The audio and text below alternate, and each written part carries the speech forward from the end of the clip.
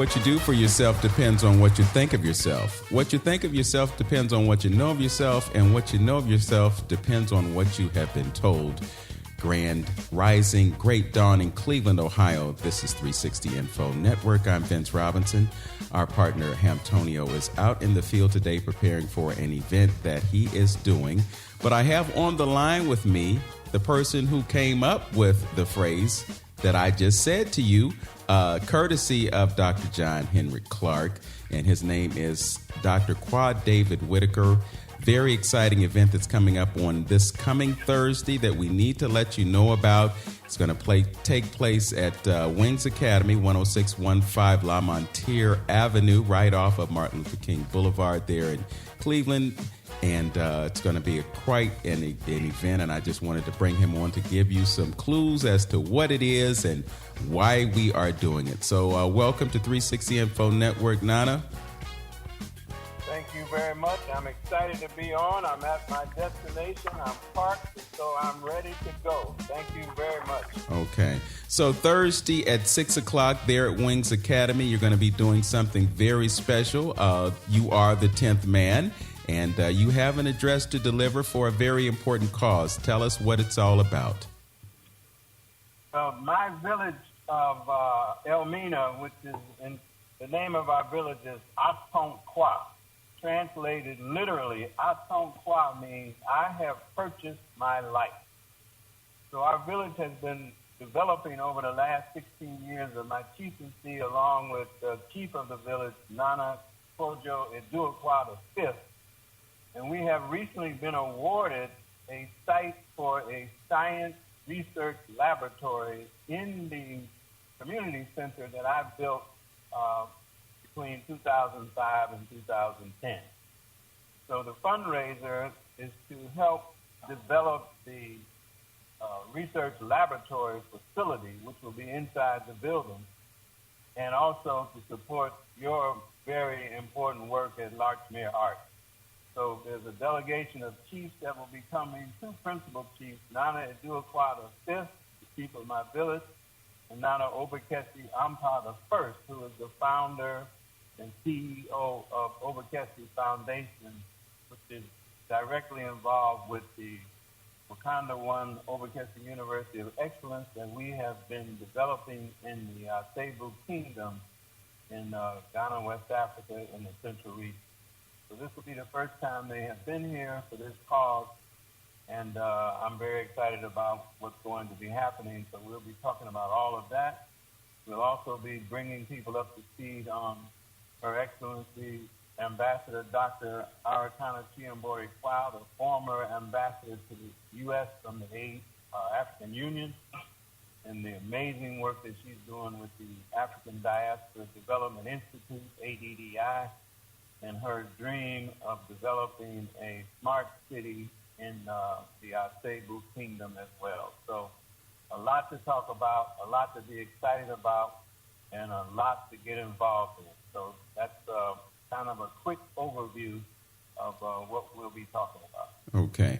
And you are, I guess, imploring folks that may want to have something to do with this to get involved with this. What can folks do if they're interested in being a part of the university, Obakesi University of Excellence, and also how they can contribute to the Atonkwa Research Labs? Well, anybody that has any information or feeling or been thinking about going to Africa, becoming more involved with Africa for their own personal development, their own personal reassurance, or opportunities for employment, opportunities for business, opportunities for just becoming a better human being, that's what all of this is about. So you can imagine we have a university complex, not just a university, it will be a university complex that will go from kindergarten through college. It will employ people. The university will need instructors. They'll need educators. Schools will need educators. We have 104 acres that will have ongoing active farming. We're implementing the Booker T. Washington Tuskegee model. Our students will grow the food they eat, make the clothes they wear, print the books they study from, build the buildings that they learn, live, and work in. And so this will be a huge undertaking, not to mention the development of a Wakanda One smart city on 5,000 acres of land, which is larger than many suburbs in Cleveland. So we will have unlimited work and development that will require the skills of people that are in the diaspora.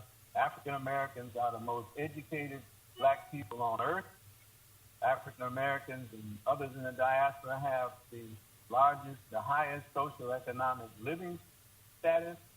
And so the whole purpose of all of these endeavors is to link the people in the diaspora of African descent with their sisters and brothers and nieces and nephews on the continent of Africa, to build an Africa that we want and to leave an Africa after we've gone that's better than the one that we found, and to serve the interests of those yet unborn, and give satisfaction and relief to all of our ancestors that suffered, endured, survived the Middle Passage, Jim Crow, plantation life, Ku Klux Klan, and all of the discriminations that have gone on for the last 500 years. So, needless to say, we need a massive workforce, consulting force, professional force, workforce to make all of this happen. So we are not delusional.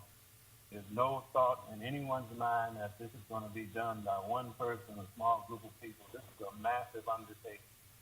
And we've already been given approval by the African Union to replicate this design of the university in every other of the 54 African nations. So this is generational work that will go on years and years and years after all of us are on this call listening are gone. Okay, so you can become involved quite easily if you're not intending to teach or administrate or anything like that. You can get involved real easily just by making a donation to this cause. And if you want to do that and attend this function, it's going to be Thursday, September 2nd at 6 p.m. at Wings Academy, 10615 La Montier Avenue, right there off Martin Luther King Boulevard. It's $10, a $10 donation in advance, and you can cash tag Nana Kra, that's $NANAKRA, or you can also send your funds to Dr. Whitaker by going to PayPal at David Whitaker. Nana, it's a pleasure to have you on, and we're looking forward to what will happen on Thursday. We've got just 2 minutes before we break to acknowledge our sponsors. Any quick wisdom you want to drop on us before you depart?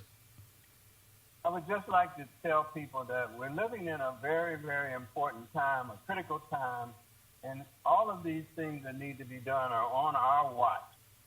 So anybody that's been thinking about wanting to get involved, but for whatever reason they didn't, there's nothing better to get involved with, and there's nothing bigger to get involved with than what we are describing and what we're working on. Your expertise is needed, your participation is welcome, and we are not on any ego trip to try to demonstrate that we're doing something that's special. We need every able-bodied, conscious person that's willing to help to get involved. All right. Well, again, an easy step is to make that donation today, but you can go much further than that. You can actually be there in Africa doing what you do here in America. The partnership has started. It is underway. It is in progress, and now is the time to get involved. Thanks for joining us today, Dr. Whitaker, and we look forward to seeing you at Wings Academy on Thursday. Absolutely. Be safe, and I'll see you soon. All right. Dr. David Whitaker right here on AM 1490 WERE 360 Info Network. And we're going to welcome another guest. She is Cassandra McConnell Tatum. I'm sorry, a little tongue-tied this morning. Cassandra McConnell Tatum. She'll be with us momentarily right here on 360 Info Network. We're going to talk about being a caregiver for an elderly person. This is something that she took up in her life, and she's doing quite well at it, and she wants to advocate for others who are interested in doing the same thing or need to do the same thing. So we'll get more on her story when we come back. 360 Info Network on AM 1490 WERE. Back in a minute. Hi, I am Frances Caldwell, Executive Director of the African American Museum, welcoming you to join us as we continue to rebuild, grow, develop, and help the community. In addition to the rich historical exhibits we have, we are offering community education, cultural opportunities to enhance our children, including free dance and business classes. The African American Museum celebrates over 60 years as America's oldest independent Black museum. And as our founder, Ichabod Flewellen, intended, we are heading for higher heights and renewed community education, history, and culture. You can contribute to the success of this valued institution by becoming a member. To make your $35 yearly membership pledge, Cash App $AAMCLE. For more information, please visit our website at aamcle.org or call 216-721-6555. Thank you for your support of Cleveland's African American Museum.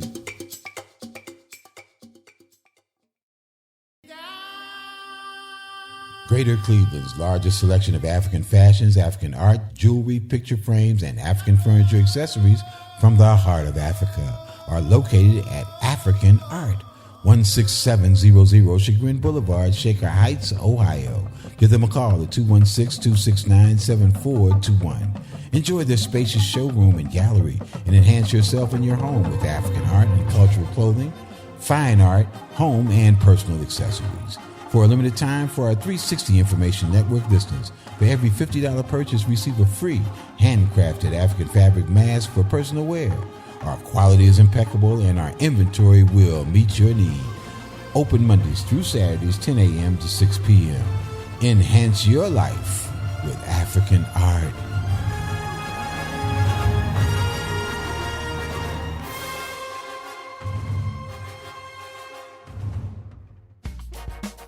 We're back. 360 Info Network on AM 1490 WERE with Vince Robinson. Our brother Hamtonio is out in the field today. Would like to welcome to 360 Info Network Cassandra McConnell Tatum.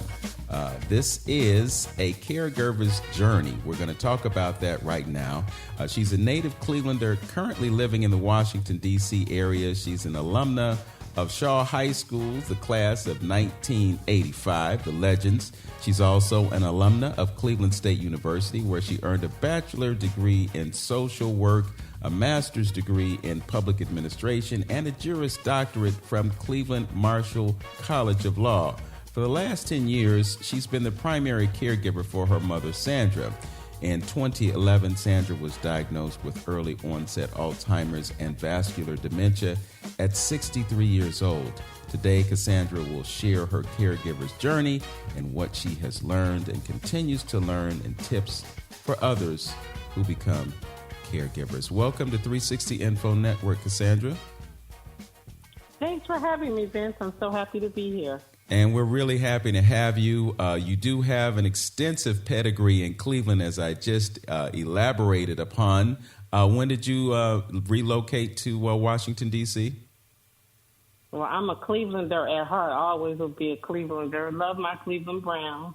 I left the Cleveland area for work in 2007. But I have tons of family and friends in the Cleveland area, and I'm back there often. Okay. So just to get to your story, I see you have a law degree. I'm imagining that you are doing something in relation to the field of law, which I know can be quite demanding. And at some point, you discovered that your mother had been diagnosed with Alzheimer's and vascular dementia. Tell us how it happened and how you handled hearing that news.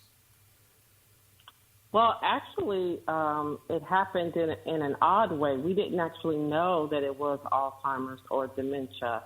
I had asked a friend of mine, in calling my mom, she didn't quite sound right. I asked a friend of mine to just stop by my mom's house and check on her. I was in D.C., and she stopped by, and she said she didn't quite look right, and that I should probably come to Cleveland and see what's going on. And then my mom, who never is really an emotional person, was just crying. And so I called my uncle and asked him if he would go and sit with her until I could get there. And all she wanted was something to eat, and she kept saying she wanted to go home. We didn't know kind of what that was or what was going on with her, but we know she needed some medical care. So I flew to Cleveland. The next day, I took her to University Hospital, and what they diagnosed her with at the time was high blood pressure. Her blood pressure was extremely high, and we thought that was causing the changes in her behavior. That was their original premise. We later learned that what was actually happening was she was not taking her blood pressure medication because she was forgetting. And that caused the vascular dementia, because when your blood pressure is not controlled, it affects your brain and it affects your kidneys. And then when she was actually and it caused her to have a stroke. So they were treating her as though she had this, stroke and heart issues. And it was when she was in rehab from what we thought then was the stroke, an aide told me, because at around 4 o'clock or so every day, she would start, having behavioral changes. And it was an aide that told me she was sundowning. And I said, what is sundowning? And she said, when people have dementia, when it gets dark in the evening, sometimes you see behavioral changes. That was the first time that I had, even the concept that this was not just stroke related was even kind of raised to me. And that kind of was the first part of my journey.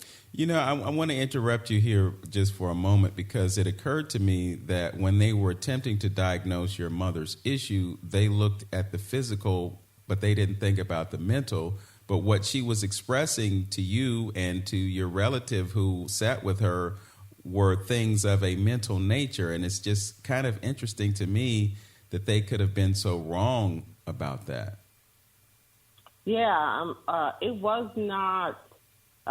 It wasn't until months later. In fact, what I was recommended to do was to have an aide stay at the house with her, and then it was a couple months before they could get her to a neurologist, to see a neurologist. And I just didn't feel like it was safe for her to be there by herself and just have somebody come by a couple times a week. Then my brother had flew in from California, and I can remember us sitting in the living room and looking at each other and saying, the cavalry is not coming. We got to do this, and we got to figure this out. And that's kind of how it was not a planned event. It was a situation that we were dropped into, and we had to figure it out. Yes. Something else that's occurring to me in this moment is how important it is to have someone advocate to you when you're a patient, because if they're getting things wrong and you, as an advocate, have a much better idea of what's going on with the person that you're advocating for, they stand a much better chance of navigating this medical paradigm, this maze that we're in. It's just so compartmentalized, and one hand doesn't know what the other hand is doing. All of these pieces and parts are not integrated, and because of that, if you don't have all of your wits about you, it's really a hopeless cause. Yeah, it's very difficult, and also just knowing what questions to ask. So, like in my situation, I had no idea what sundowning was, and if that aide hadn't said, "Oh, it looks like she's sundowning," that was well, what is sundowning? And then that just kind of helped me to kind of get on a path. I didn't know what I didn't know, but I did not find in my journey a lot early, particularly in the early phases, a lot of support, guidance, resources to even know what I was actually dealing with. All I knew was my mom wasn't quite right. she needed care and we needed to do something. And then we just had to kind of figure it out from there. Okay. So what was the something that you did? What was the plan that you came up with to address your mother's concerns? Still working under the auspice of this is all kind of stroke related. I knew that I couldn't leave her in Cleveland alone. We was at the hospital and I was saying, well, can I take her back to Maryland? And they were like, no, it's, too dangerous for her to fly because, she may have circulation issues. It could cause blood clots. And they were really encouraging me to either place her in a facility in Cleveland or to, for me to stay in Cleveland. And just neither of those were viable options for me or my brother, who was in California at the time. It just didn't make sense. So what I did is I just called my husband and told him we're bringing Mom to Maryland. And we literally, when they discharged her from the hospital, we put her in the back of my car and we drove her to Maryland. That really, I hate to be colloquial about it if that could be applied to this, but it just seems kind of gangster that someone would tell you that the person who brought you into this world cannot be taken to a place where she can be cared for, so you got to keep her here. Yeah, that was the guidance that we were given at the time. That they were still working under the medical hypothesis that this was all high blood pressure related. And so, traveling wasn't medically advised, and but she didn't have enough caregivers here. I couldn't, drop and relocate back home. And so, we just made an executive decision that this is what we're doing. And we literally put her in the car. We locked up the house in Cleveland. We put her in the car and we brought her to Maryland, thinking at the time that she would stay with my husband and I for 6-8 weeks. We'd get her back healthy, and then we would, she could go back home to Cleveland. And then that's when we were like, oh, this is something else. Right. So it seems as though you had a learning curve in terms of what vascular dementia is, Alzheimer's, and how a person is affected by that. So you moved her to the D.C. area, and then what steps did you take from there? At that time, what we did was we were trying to get care providers to take care of her while I was at work. We immediately ran into barriers. Her insurance was Ohio Medicaid. She was in Maryland. She was not old enough at the time for Medicare. And so we were in between health insurances. So we put our coins together, and tried to put together a care plan where we would have an aide a few hours a day while I was at work. My husband would help out, and we were trying to kind of keep things around her, and at the same time trying to establish medical caregivers in Maryland with the Ohio insurance. And we had to kind of, do some finagling for probably 18 months until she hit 65, because her insurances were Ohio insurances. I had moved her to Maryland, and we had to establish. She wasn't there long enough to establish her as a Maryland resident. And at that time, again, our thinking was that this isn't a permanent move. This is a 6 to 8 week situation, and then she would be going back home to Cleveland. Mm-hmm. So within those 6 to 8 weeks, what were your observations about where she was, and how did you arrive at the conclusion that this is not a temporary thing, this is something that we're going to deal with for a while? Yeah, so, with her living with us, at that time my mom was still mobile, and and still verbal. You know, she talked a lot. I write about it a lot on my social media page. I call it Dementia Land, stories from Dementia Land. And things were just happening that were funny but odd. So, for example, she would say, I'm ready to go. No, I'm in Cleveland. I'm ready to go home. And I was like, well, you're not in Cleveland. You're in Maryland. And she was like, no, I'm not. I'm ready to go. Take me to my house. And I said, look at the license plate tags, Ma. All the cars got Maryland tags. And she would say, well, the cars are from Maryland, but I'm going back to Cleveland. And so, you know, those kinds of things where she could not rationalize where she was. She could not make, you know, decisions. She was, you could tell if she did not have someone around her, she could be put into harm's way pretty easily.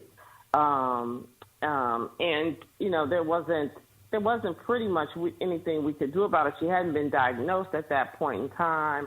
So just kind of keeping her safe was our priority, making sure that, you know, she wasn't, you know, like cooking and leaving the stove on and things like that. You know, that's what we were doing. And then trying to, you know, get a healthcare team around her in Maryland. You know, I'm having flashbacks. I can recall several years ago, I was driving my grandmother to a funeral in Springfield, Ohio. And I later determined or discovered that my grandmother was actually suffering from dementia. But I just remember on that ride, she kept asking me the same question several times. Mm-hmm. And, you know, it's like, well, I just told you, you know, why are you asking me again? And so it just seemed like there was nothing that I could do about it. I really had to accept the fact that something was going on in her mind and it wasn't right. And I'm just wondering from your perspective, you know, how you handled knowing that something in your mother's mind was not correct. Yeah, so I think two things. One, once I learned what dementia was, I used a lot of resources like at the Alzheimer's Association and my own research, and I came to understand that her brain is damaged.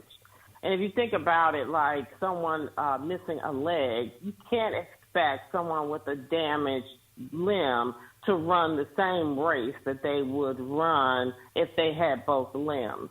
And so I really thought about it from the lens of her brain is damaged. And with her brain being damaged, I should not have the expectation that she's going to function the way that she had in the past. But that my responsibility was to make sure that she was safe and taken care of. So if she said something odd, just, you know, laugh it off and keep it going.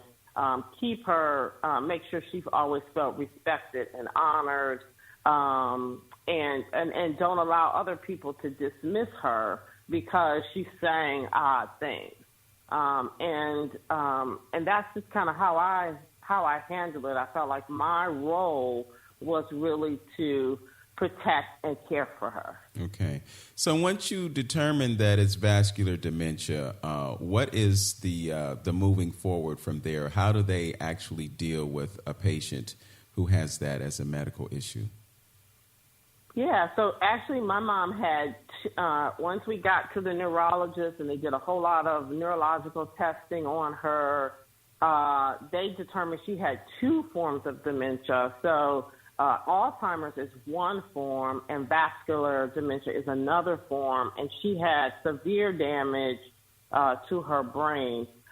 So once we figured that part out, I was quite frankly just in shock, and I was asking the doctor for, you know, how long does this last? Because in my mind at that time, I was still thinking about, you know, you have a medical condition, you do a treatment, and it heals the condition.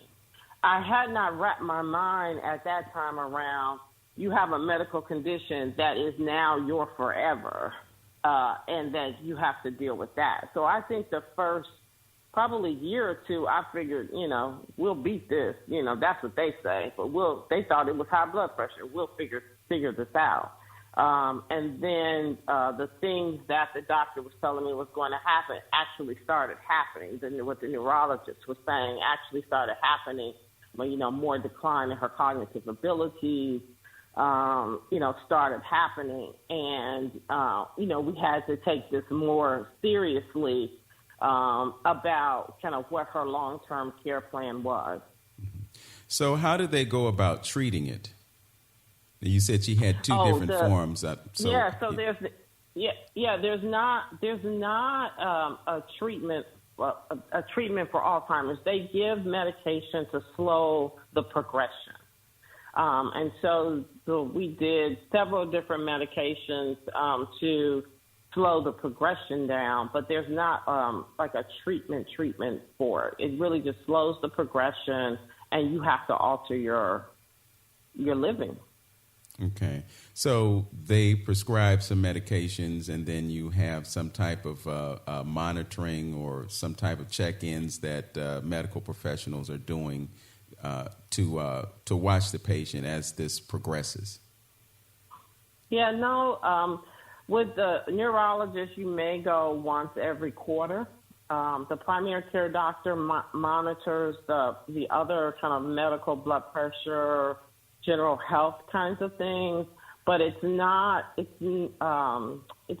situation where you're going to the doctor for an improvement. You're really going to the doctor to monitor the decline. Okay. So what is your perception of the decline? And I'll just ask you, I'm assuming that she's still with us? Yes, my mom's still with us, okay. Praise God. And how is she doing? She's doing well. She is she's very much more declined. She's now has a PEG tube. She doesn't eat or swallow or talk as much as she used to. But she's in good spirits. My primary goal is to make sure she has a high quality of life. And so we do those things that she enjoys, like eating ice cream and listening to music and sitting outside in the sunshine. That's what she likes. That's what we do. Mm-hmm. So I guess you can get some joy out of the fact that you know that you're doing the right thing for your mother and you're making her as comfortable as she can be despite what she's going through mentally and physically now. Yeah, I mean, I think, my mother always raised me to do what needs to be done, and I feel like I'm doing that. I'm trying my hardest. I don't always get it right, and when I get the next day, I try and do it right the next day. Mm-hmm. Okay, so one of the things that I wanted to accomplish with this show was giving folks some insight and some information for dealing with an issue like this.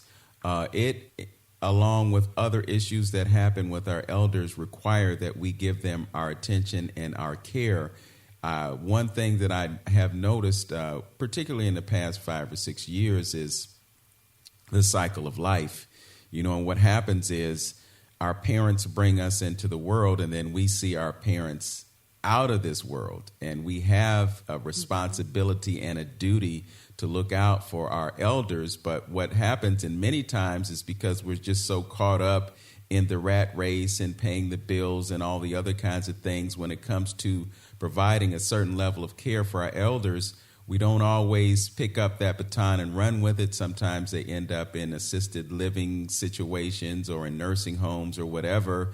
And, especially within the past year, we've seen the result of folks being isolated. So what can we offer to the listeners in terms of what they should do when they're put in a position that they need to see after their parents? Yeah, so I think a couple of things I would identify. First, every person in the family is not a caregiver. So just because you're the child does not mean that makes you a good caregiver, or you are the sister that makes you the best caregiver. It does not. You really have to look at what the the person needs. But I do believe that every person has a gift. And so if your gift is cooking, maybe you take on that piece of the caregiving that I'll provide the meals. Or if you're a barber, maybe you take on, well, I'll make sure that their hair is cut every 2 weeks. Do what your gift is. In my family, for example, my brother's gift is music. And so he DJs for her. He plays music for her. She loves it. My sister's gift is companionship. She calls her 4 or 5 times a day. She talks to her frequently. My gift is administration. So I try and manage all of the business aspects of it. So one thing I would suggest for people is don't think it's a one-size-fits-all.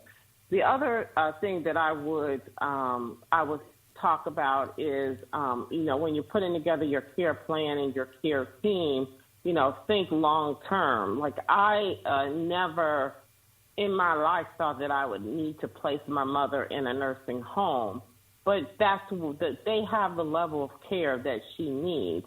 I have the responsibility to find the nursing facility that's going to meet her needs and partner with them. Not turn her over to them, but partner with them to make sure that she gets the level of care that she needs. And so I think, you have to look at the full care plan for your loved one and put together a plan that works. Mm. And I would have to also assume that having a family that has a cooperative spirit is very important, because sometimes you got family members that just aren't going to be responsible. They're not going to do what needs to be done when it needs to be done. How do you manage the family dysfunction in a scenario like that? Well, we got our fair share of family dysfunction, like everybody else's family. You got to let people be who they are and do what they're going to do. You have to make sure the focus is on the person that needs the care, the loved one. So if a cousin, I'll say, gets on your last nerve, but the loved one loves this cousin, you need to move out the way so that the cousin and the loved one can enjoy that time together. And you have to really kind of decrease yourself, and all of the focus has to be on what makes that loved one's quality of life the best that it can be. The dysfunction that has, lives in families is not going to go away. It's actually probably going to get stressed even more in managing these situations. But you want to focus on what you can do to help that particular loved one have a good quality of life, and not necessarily try and use this loved one to then resolve other family dynamics that's going on. Okay. You're listening to 360 Info Network right here on AM 1490 WERE. Our guest is Cassandra McConnell Tatum. I don't know why I'm having such a difficult time with your name, sister. There's a Cassandra McDonald here in Cleveland, and for whatever reason, when I think of her, I think of you. So forgive me for butchering your name. But no problem. Fascinating story here, and I want to ask you a few more questions about the administrative aspect of this, given your law background and your familiarity with procedure and process and all of that, and also provide some more information to our listeners about managing health care of our seniors. It's a very important topic. And, our seniors are afflicted by Alzheimer's and dementia, high blood pressure. We have so many of our family members who are on dialysis for a varying number of reasons. So this is a very important topic, especially now that we're experiencing so much dysfunction within our health. So we're going to dive in a little bit deeper when we come back. You're listening to 360 Info right here on AM 1490 with Vince Robinson. We'll be right back after these messages. Hi, I am Frances Caldwell, Executive Director of the African American Museum, welcoming you to join us as we continue to rebuild, grow, develop, and help the community. In addition to the rich historical exhibits we have, we are offering community education, cultural opportunities to enhance our children, including free dance and business classes. The African American Museum celebrates over 60 years as America's oldest independent Black museum. And as our founder, Ichabod Flewellen, intended, we are heading for higher heights and renew community education, history, and culture. You can contribute to the success of this valued institution by becoming a member. To make your $35 yearly membership pledge, Cash App $AAMCLE. For more information, please visit our website at aamcle.org or call 216-721-6555. Thank you for your support of Cleveland's African American Museum.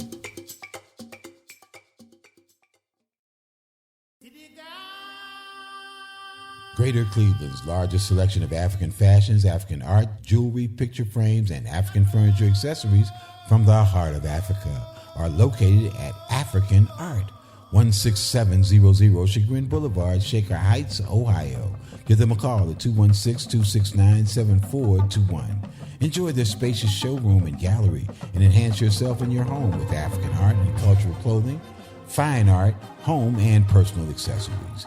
For a limited time, for our 360 Information Network listeners, for every $50 purchase, receive a free handcrafted African fabric mask for personal wear.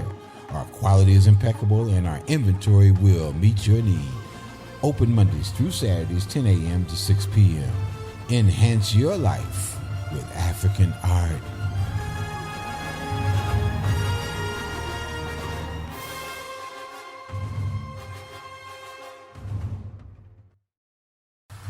We're back. 360 Info Network with Vince Robinson. Hamptonio is out in the field today. Our guest is Cassandra McConnell Tatum. I got it out right that time. She is a caregiver for her mother. She's also an attorney in the D.C. area, and she has just informed me that she's about to move to Florida, and she's moving mom down to Florida too. So why don't we talk about, navigating that whole piece? You talked earlier in the show about how difficult it was to be a resident of Ohio and then go to Maryland and deal with the paperwork and all of the I guess the stipulations that have a part in that scenario. What did you have to do in order to facilitate this move to Florida to make it work? Well, I'm actually in the midst of it now, so I can't give a full report out. Maybe I'll have to come back and tell you about it. Okay. But there's a lot of pieces that we have to figure out, from healthcare, finding a facility.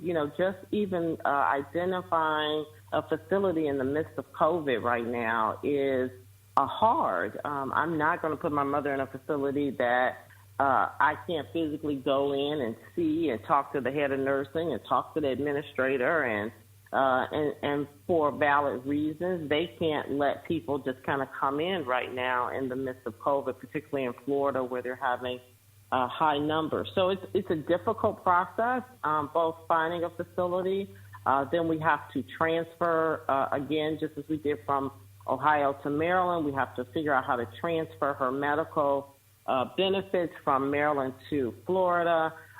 So it's a process. The fortunate thing is for me is that she has a good care. She's in a good care facility in Maryland now, and I'm not in a rush. It's not a crisis, and so I can take my time to figure out all of those pieces. What do you look for in a facility? For me, when I go into a facility, I look, first thing is what it looks like. Is it clean? Does it smell? Do the residents look happy? Do I hear a lot of the bells where people are asking for assistance and the nurses haven't made it to them? All of those are red flags for me and are no's. I also look at the menu. To see the type of food. Even though my mom is on a peg feeding tube, she gets a pleasure feed. And so do they have good quality food, good nutritious food? I look at the activities. the things that they have people to do. And then, of course, I look at the residents. Do they look tired and frustrated and aggravated, or do they look happy and content? And I also watch, like, if I'm walking through a facility and how the staff addresses the residents. You know, do they call her, "Hello, Miss McConnell," or are they talking to her as a contemporary, "Hey, Sandra, how you doing?" No. All of those things matter for her quality of life and for her to feel loved and respected. And if I don't see all of those things, I wouldn't put my mother there. Okay, I just want to shout out a few folks who are watching us on Facebook, Ma Mekanu Younger and Simi Davis. Simi wants to know what's the most important thing to consider legally with seniors. Couple of things, I think, for seniors. If you're in a situation like I am, like I was when my mom got sick, HIPAA is not your friend because you can't get access to information. So as best as you can, particularly as you get older, have things in place like a power of attorney, a healthcare power of attorney. Have those documents in place so that you can maneuver through the systems. If not, then you have to use the court system to be appointed as the person's guardian so that you can make decisions on their behalf. Think about what happens if something happens to you. Is there a backup person? So in my family, I'm the primary, my brother is the backup. And having those conversations and making sure that the backup knows everything so that legally, if something happens to you, they can kind of keep those things going. I think kind of having that legal framework as a part of your career plan is really important. Mm-hmm. And how is it having that conversation about the will or the trust or whatever that needs to be set up, particularly when your loved one may not be completely rational? Right. Well, fortunately for us, my mother made it very clear before she went through this medical crisis that we were responsible.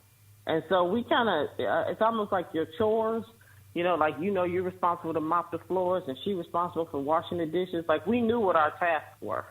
And so I think that was helpful for us. If that's not defined, I think it would make it even more challenging to identify who's going to be where. And that's, again, where you got to focus on what's in the best interest of your loved one. And who can contribute what to get the outcome that you're trying to receive.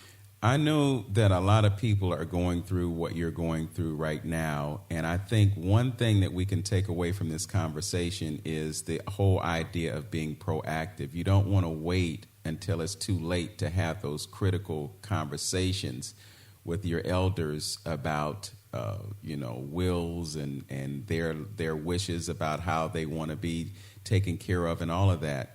Can you add anything to that comment? I think that's a bullseye comment, right on point.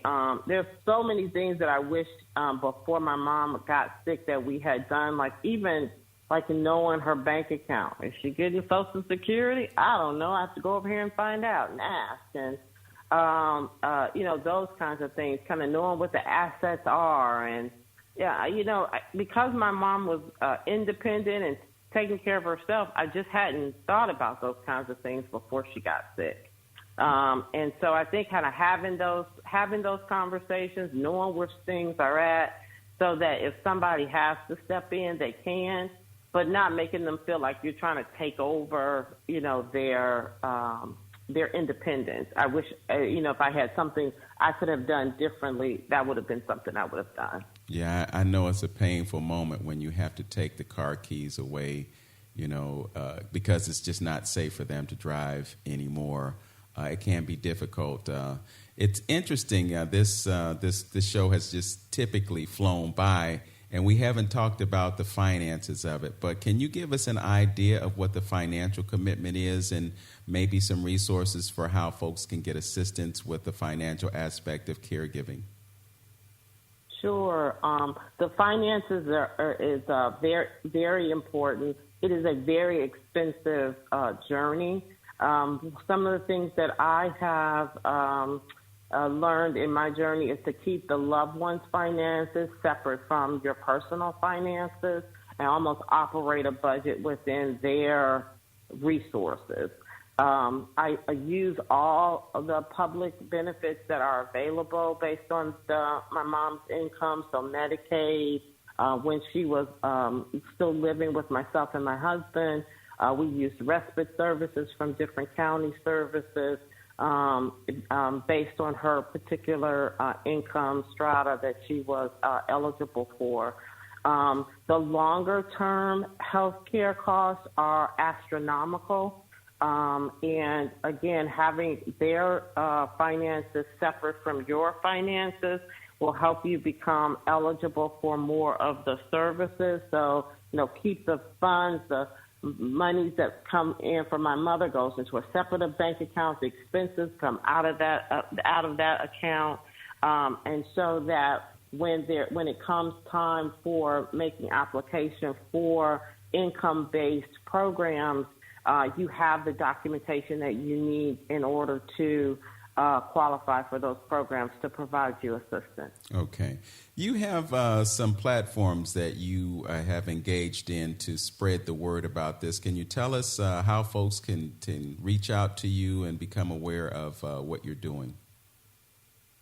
So I don't have like a platform. My personal Facebook page, a part of my care system and support team. My friends on Facebook became my counselors and support network and kind of cheer me on. So I put stories on my personal page and ask questions. I have alumni from Shaw High School who are now nurses and ministers, and I found that I had this whole kind of support network, and they've been kind enough to share information with me and kind of listen to my stories and let me vent about kind of what's been going on my journey, and that has been really kind of what has been the most helpful. We call it on Stories from Dementia Land. Because I always say that dealing with dementia is an alternate universe. Okay.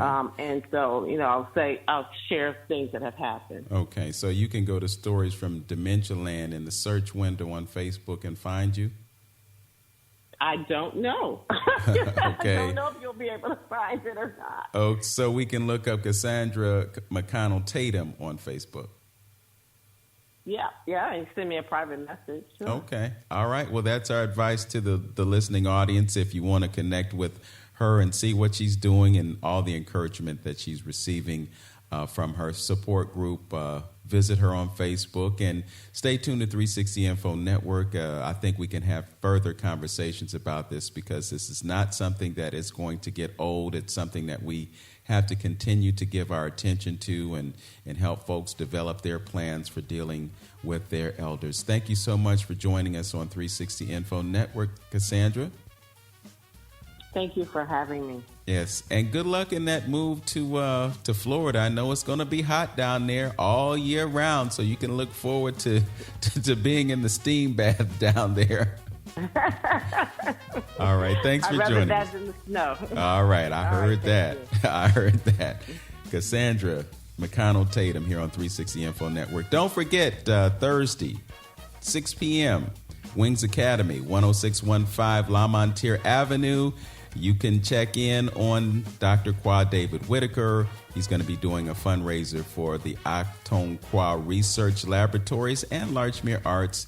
You can hashtag NANAKRA, that's NANAKRA, $10 in advance, $15 the day of the event. That's Thursday. So be there, and you won't be square. Thanks to our engineer, Tristan Sanchez, for a fine job today, and thank you for listening. You've been listening to 360 Info Network on AM 1490 WERE. Know yourself, love yourself, be yourself, and make today your best day.